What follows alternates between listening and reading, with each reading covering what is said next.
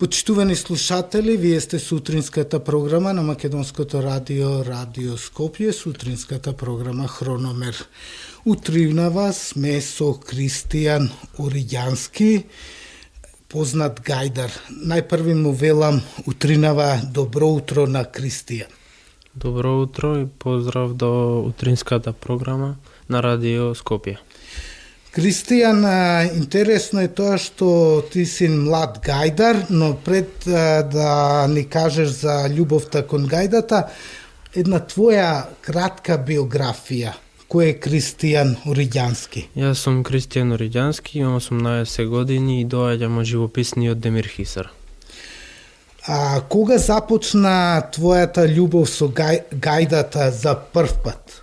Најпрво, мојата љубов кон гајдата започна на моите 10 години.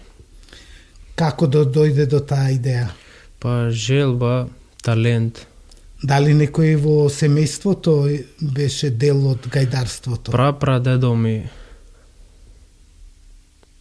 тој има свирено на гајда, ма јас не го памтам него. Ми имаат кажувано за него доста. Не бил многу познат гајдаджија, така речено, ама што се вели самоук научил на гајда. Самоук, како што сум јас. Да. Така. Што те привлече кај овој инструмент? Доста е специфичен. Вика дека треба човек да има така срце за гајдата да ја надува. Да, љубовта кон гајдата, баш кон гајдата, кон тој инструмент, ми се јави како на самите 10 години мој, кога ја бев во постојана дружба со исто инструментот тапан.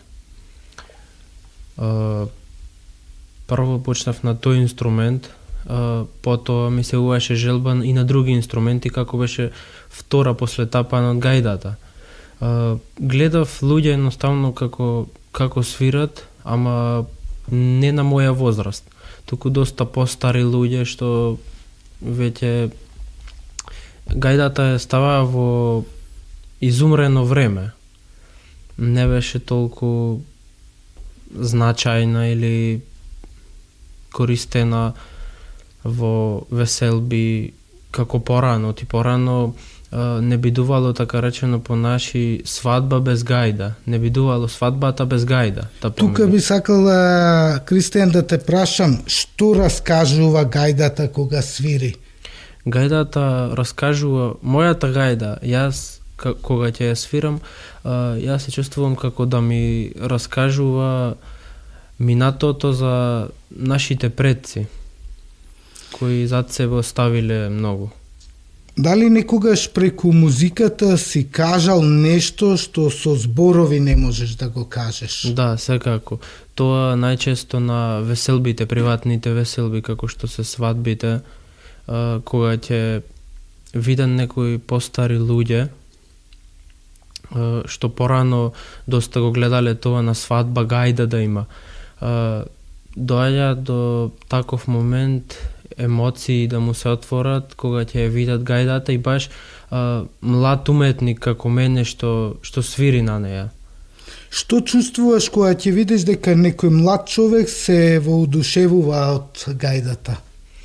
Најчесто постарите се воодушевуваат, но има и помладите како ќе ги заинтересират, ќе дојдат и ќе ми речат со зборови што инструмент е овај, каде го најде, доста е стар, од дрво инструмент. И јас пробувам да му објаснам преку свирењето што инструмент е и што означува тој инструмент. Веќе 6 години си активен и член на оркестарот при културно-уметничкото друштво Илинден Демир Хисар. 6 година активно сум вклучен во сите настапи како истакнат инструменталист, тапанар, но и понекогаш со гајдата. Каде се учествувате, Кристијан? Па најчесто во нашата Македонија, но и надвор од неја.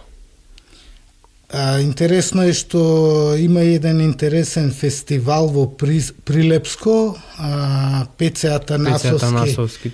Таму многу гајдари се собира. Дали сте учествувале таму? Да. Да, јас имам учествувано веќе 3 години поред на тој фестивал. Немаме освоено некоја награда, ама доста е да поидиш, да го искусиш нештото, како со поискусни гајдаджи, да споделиш мислења, од нив да научиш нешто и да така. Колку учесници се на гајдарската манифестација? Преку 100 учесници има во 2 дена. Дали од нашата држава или од други држави? Најчесто нашата Македонија, но има и по некоја година јубилеј кога ќе му е од Србија и така натаму има доста. Кристијан, за на крај сакам да те прашам што би им порачал на младите, дали да го земат овој инструмент гајдата и да почнат да свират? Ако се прашувам јас би рекол кога некој има желба и талент, зошто да не?